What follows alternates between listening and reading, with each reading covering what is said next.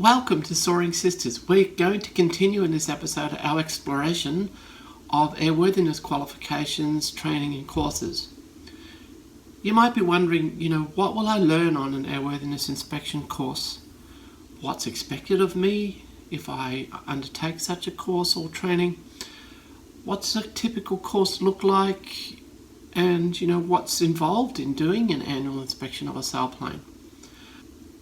Now, while every country has a different process and a different framework, there are lots of similarities, and I'll try and address as many of them as I can. I should point out, however, that I am not an airworthiness expert here in Australia or anywhere else. I have owned my own aircraft for nearly 30 years, and I have experience that comes from that ownership.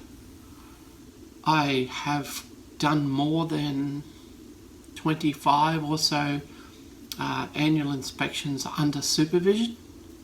None of those have been recorded in my experience booklet because all of my experience predates the formal structures that now exist in the Gliding Federation of Australia. It's fair to say that the GFA underwent some radical transformation with respect to airworthiness training and airworthiness compliance at the request of the governing body here in Australia. And so a lot of my experience predates that, and I was actually one of the vocal voices, if you like, calling for reform back in the 80s and 90s, because at that time, as I said in a previous video, it was very difficult to gain the kind of experience that was needed, especially if you were in one of the smaller clubs located, as I was, quite distant from the gliding centres of Australia. Anyway, enough about that history. Let's go on and explore the topics that I raised. First of all, what's expected of me as someone undergoing airworthiness training? It's expected that you'll operate in a professional manner. One of the assessment criteria, if you like, one of the sets of skills that the trainers and assessors will be looking for is whether or not you demonstrate the characteristics that would indicate that you're a person who's going to be very good at this kind of work. So you'll be expected to be methodical, you'll be expected to be thorough, you'll be expected to be observant, you'll definitely be expected to be curious. One of the things about doing inspections is you need to ask yourself, what I just saw, what impact might that have on other things? What they're looking for is someone who's going to say, that looks a bit different. I wonder what's going on there. I should inspect this and have a closer look. If this has happened here, what other loads or forces might have acted on this airframe? And what else might I need to inspect?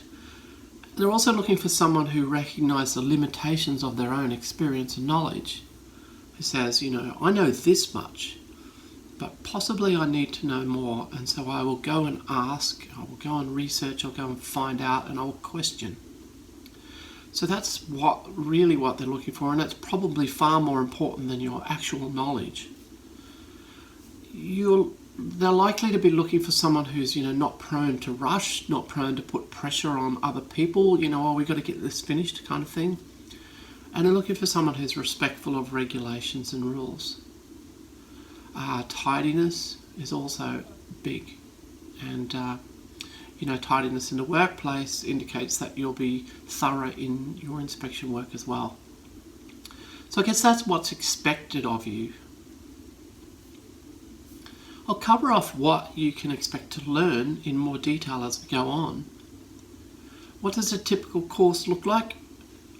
I can't really speak about courses in other countries, though I imagine they're very similar.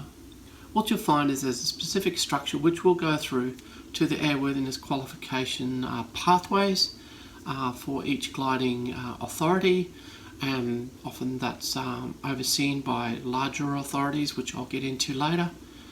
But the typical course is a mixture of theory and workshop. Obviously, the best way to learn how to do an annual inspection on a sailplane is to actually do an annual inspection. So what typically will happen is you will do some theory and you'll do some practice to support that theory, and then do some theory and so on. So in the courses that I've been involved in here in Australia, you get sent pre-course materials, which are quite extensive. I'll see if I've got them to hand here.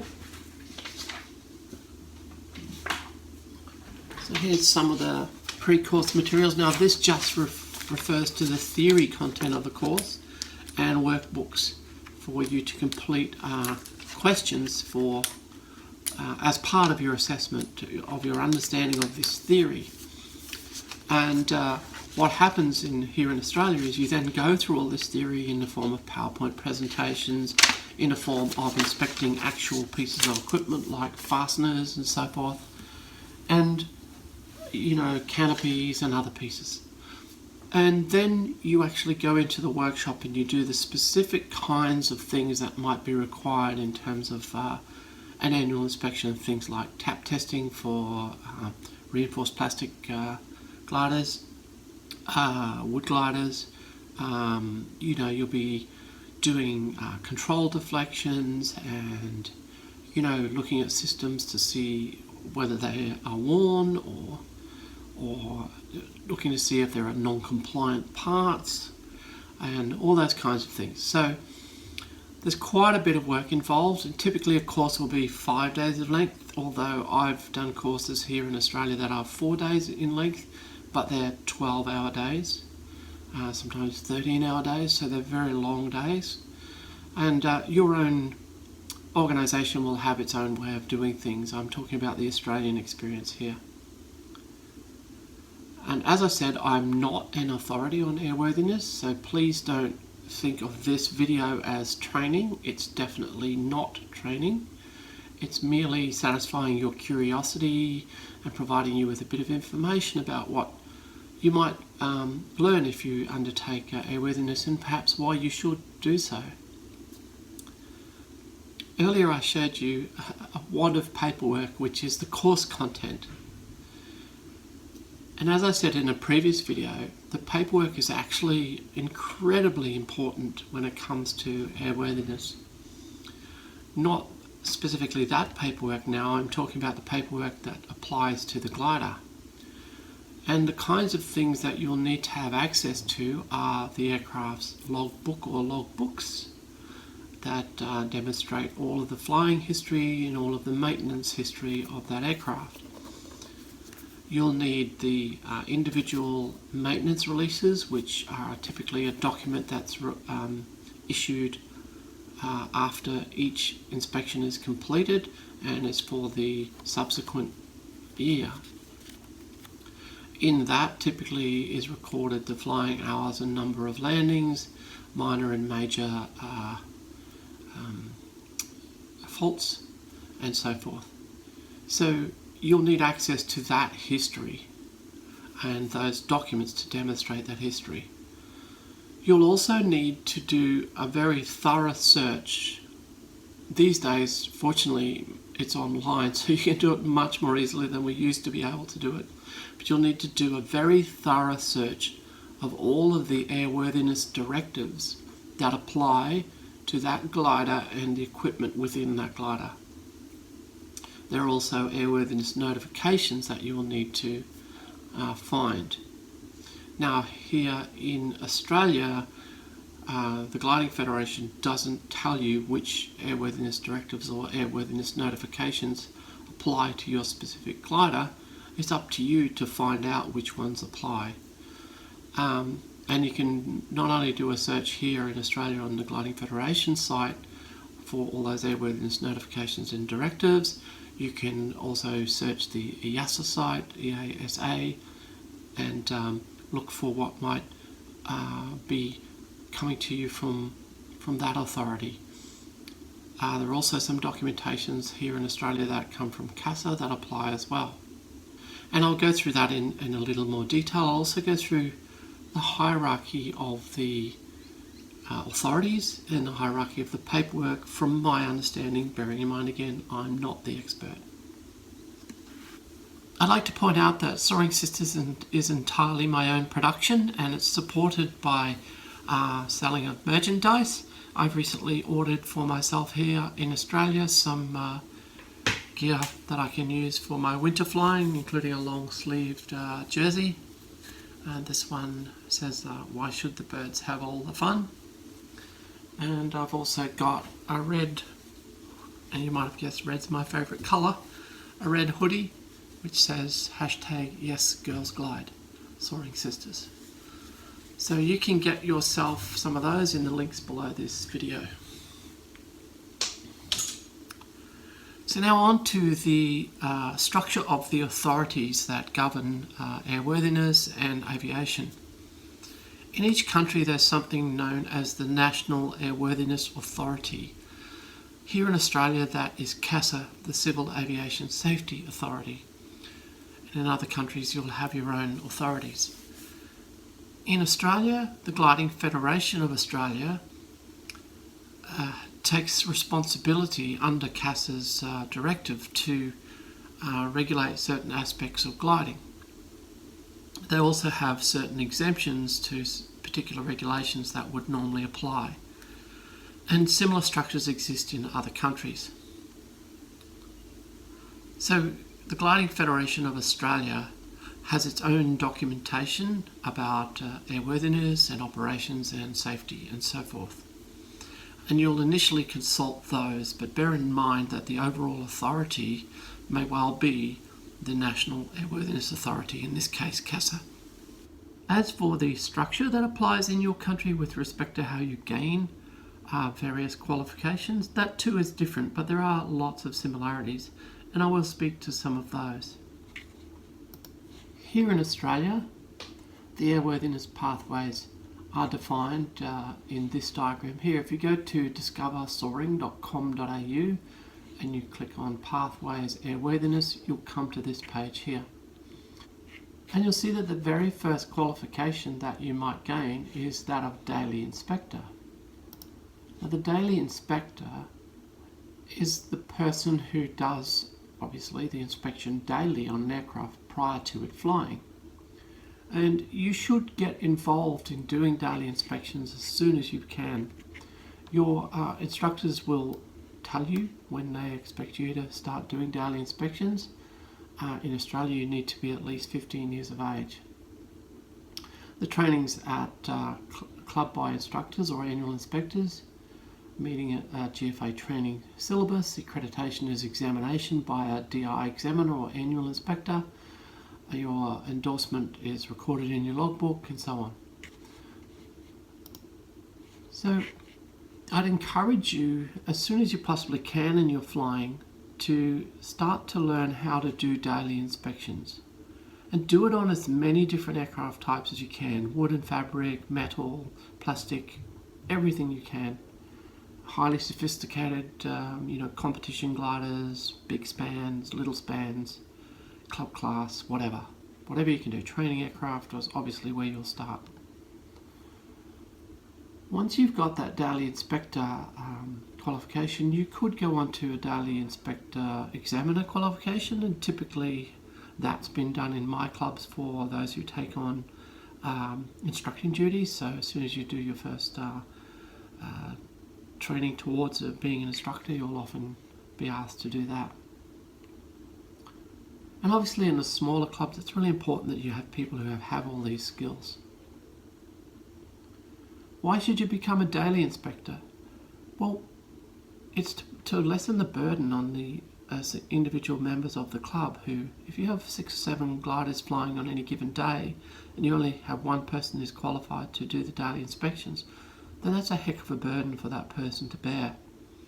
It's also really smart that if you're going to fly aircraft solo, that you be the responsible person in terms of checking out that the aircraft is airworthy. It's obviously important if you own your own glider or intend to own your own glider. So get that daily inspector rating done. The next qualification that you'll undertake in Australia is replacement of components rating. Now that doesn't allow you to do a full annual inspection, but it does allow you to do some of the work that's often involved in an annual inspection. And if we have a look at that rating here in Australia, we'll see that the prerequisites are that you have a daily inspector rating, The training is an annual inspector training course to meet the GFA training syllabus. You carry out airworthiness activities under supervision of an annual inspector, and the reference material is MOSP 3, which I'll get into later. Our accreditation is by our examination of the course assignments and practicals, and a letter of recommendation from the course supervisor. Now, that letter of recommendation often refers to those characteristics that I spoke about before, your personal characteristics, whether or not you have demonstrated that you're a suitable person, really. And the issue of an endorsement by the RTOA, here that's the Regional Technical Officer Airworthiness, DCAD or CAD, which are airworthiness qualified people within the GFA structure. Now, your own country might have a different process, but the thing here is the endorsement is issued by a higher authority, obviously. So that daily inspector, then replacement of components, and then annual inspector. And I won't go into the full details of these now, but you can also get weight and balance, basic weight and balance, more advanced weight and balance qualifications. You can go on to do minor repairs, major repairs, refinishing. You can do qualification towards powered sail planes, and then ultimately towards doing surveys, which is the longer term inspectors of gliders that have flown for a very long time or many hours, so 30, 40, 50 years, or 3,000, 6,000 hours, those kinds of surveys. So that's the structure in Australia. In the UK, as far as I can tell, the structure is fairly similar. There are some prerequisites in terms of your previous involvement with maintenance, and there are various inspector ratings: glider inspector, wood repair, composite repair, metal skin repair, self-sustaining sail planes, power sail planes, electric power plants, jet power plants, radio engineers, tug inspectors, senior tug inspector, engine overhaul, and so on. So a little bit more detail, but seems to be fairly similar. Now, as I say, you should check with your own instructors and your own authorities with respect to anything that I provide you here in terms of information. This is meant to be information only, as I've said many times. In addition to your logbooks and the paperwork required for the annual inspection, which is in Australia is a specific kit that comes to you from the GFA, you will require all of the following things: type certificate, certificate of airworthiness, registration details, flight manuals, maintenance manuals, service manuals, whatever you want to call them, parts catalogue in this case. So I keep all of that in a folder like this, and then in the other box here I have all of these maintenance releases and the glider's logbook and so forth. So you'll need all of those things. And the Pagasse threw up some interesting challenges because of our translation error. If you look at the original type certificate data sheet in French, it spells out quite clearly what the requirements are with respect to 3,000, 6,000 hourly inspections. But in the pilot operating handbook, it states that it's a life limit at 3,000 hours. So after investigating that last time, I end up with a letter here from the Gliding Federation's Chief Technical Officer spelling out that my glider requires a 6,000 hour inspection as per 8337 MOSP 3 section 14. So that's good, but you will need all of that kind of stuff. Now, if you're the person doing the annual inspector rating, you will have to try and get all this stuff from the owner or research it yourself. You'll also need to go back through, as I said previously, through the logbook and look for what you can find. In the case of this glider, which I purchased the year prior, Form 2 had already been done by the previous owner, or the annual inspection had already been done by the previous owner. The person who was doing the rating went through this entire logbook and found quite a few anomalies that needed to be sorted out. ADs that weren't recorded as being done, all kinds of things. So when you purchase a glider, it's really important that you go through the logbook history, trying to find as many of those anomalies as you can. And certainly when you're going for your annual inspector rating, it's expected that you'll go through the complete history of the glider as much as is possible and see what you can find. That's the being thorough piece. So when it comes to my own glider, a number of things that I've done are presented here. One is every year I go through and do a complete search of all the ADs and ANs, CASA, FAA, EASA, GFA, everywhere I can, and I update my list, which I keep in an Excel spreadsheet, and I record those ADs and ANs that are applicable right now and those that I can't determine whether they are or they aren't until I take a look at the aircraft. And then I record the ones that are definitely not applicable, and that's all color-coded. I also have an online version of the maintenance release, if you like, that records all the landings, takeoff, and does calculations with respect to the expected elapsed time until a certain inspection might be due, so I can look at that from time to time to see how soon I can expect to be replacing hoteliers or release springs or whatever other maintenance piece that might be required. It's also really handy to see how much flying my glider does and what the duration of the flights are. You know, average flight time of 2 hours, average flight time of an hour and a half, or something like that. How many flights I do in a typical month, that sort of thing is all collected and stored in an electronic logbook. I also have a personal flying logbook that duplicates my written one that is online as well and allows me to see very quickly how much flying I've done in the last 30, 90, 365 days, which is really useful. So I'd really encourage you to search out where you can do courses for airworthiness in your country or your state. It's really great to get hands-on into looking into the systems within the sailplanes and seeing how they work, learning how to maintain them in an environment with a group of other like-minded people.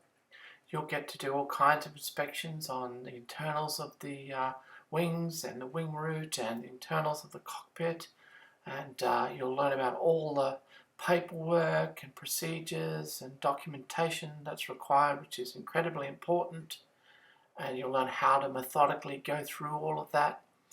You'll work with other people to look at different systems and different gliders, test them and make sure that they function correctly. It's a really great social thing as well as an opportunity to learn and to get lots of great skills that you can apply in lots of different other areas as well. So I really would encourage you to get involved and learn what's required to become an annual inspector or a repairer of sailplanes. I can't speak highly enough of the experiences that I've had, and maybe you can organise to have an all-women event in your area.